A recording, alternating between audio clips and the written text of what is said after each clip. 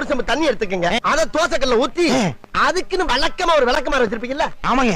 வரட்டு வரட்டு வரட்டுன்னு ஒரு 4 இழுப்பு இழுத்து ஒரு கிண்ண நிறைய மாவு எடுத்து பெரிய ரவுண்டாவும் இல்லாம சின்ன ரவுண்டாவும் இல்லாம பொதுவா ஒரு ரவுண்ட ஊத்தி 4-5 வெங்காயத்தை போட்டு அள்ளி பொடி பொடி பொடியா நறுக்கி அப்படியே மேலாப்ல பரபர தூவி விட்டு சரிங்க.